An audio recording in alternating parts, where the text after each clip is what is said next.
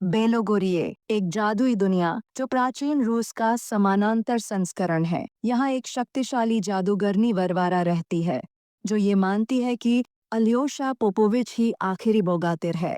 अपनी शक्ति से वह उसे पत्थर में बदलकर समुद्र में फेंक देती है, जहाँ पहले से ही सैकड़ों ऐसे योद्धाओं की पत्थर की मूर्तियां पड़ी हैं।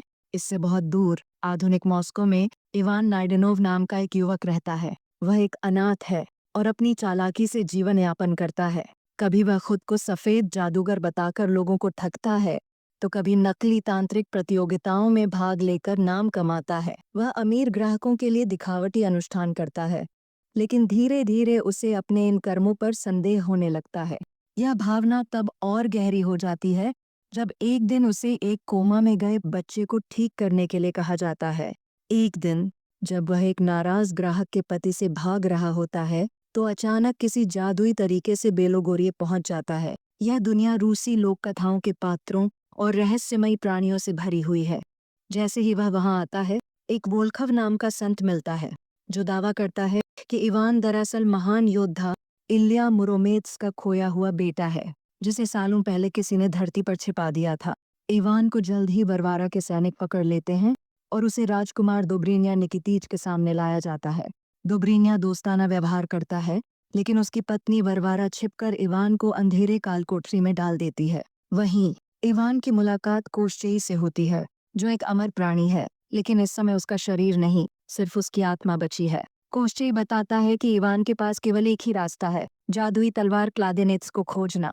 यही तलवार कभी कोश्चेई ने अपनी अमृता पाने के लिए इस्तेमाल की थी, लेकिन बोगातिरों ने उसे पराजित कर बंदी बना लिया। जब अच्छाई की ताकतों ने विजय पाई, तो जादुई प्राणियों को कैद कर लिया गया या मार दिया गया।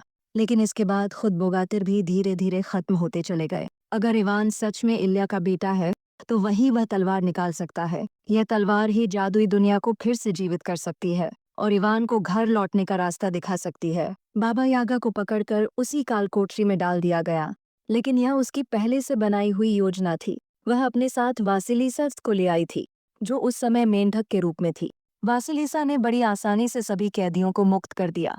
कोश्य, बाबा यागा और वासिलिसा ने इवान को भी अपने साथ ले लिया ताकि वे उस जादुई तलवार की खोज कर सकें। कालकोठरी से भागने के बाद वे वोडियानॉय नाम के जलराक्षस को भी अपनी टीम में शामिल कर लेते हैं। इसी दौरान कोश्य इवान को वासिलिसा की कहानी सुनाता है। वासिलिसा ने कभी डोब्रिनिया का ध्यान अपनी ओर आकर्षित किया था, लेकिन ईर्ष्यालु वारवारा ने उसके पूरे गांव को मेंढकों में बदल दिया था। बाबा यागा अपनी जादुई शक्तियों से वासिलिसा को समय समय पर इंसान का रूप लौटाने में मदद करती थी। वासिलिसा के साथ समय बिताने के बावजूद इवान अब भी अपने असली संसार में लौटने की चाहत रखता था, लेकिन नियति ने कुछ और ही लिखा था। जल्द ही वारवारा इवान को पकड़ लेती है, वोडियानॉय को पत्थर बना देती है और इवान को धमकी देती है कि अगर उसने तलवार नहीं लाई तो उसके साथ ही मारे जाएंगे।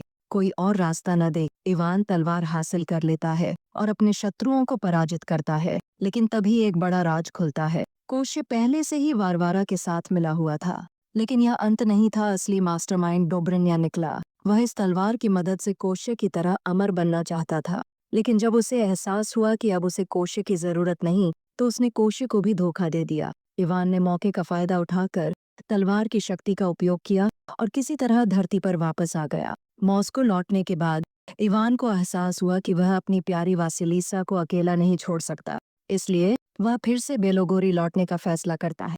अपनी यात्रा के दौरान वह जमय गोरिनिच नाम के 3 सिरों वाले अजगर को मुक्त करता है और आधुनिक हथियारों की मदद से दुश्मनों से लड़ता हुआ डोब्रिनिया के पास पहुंचता है।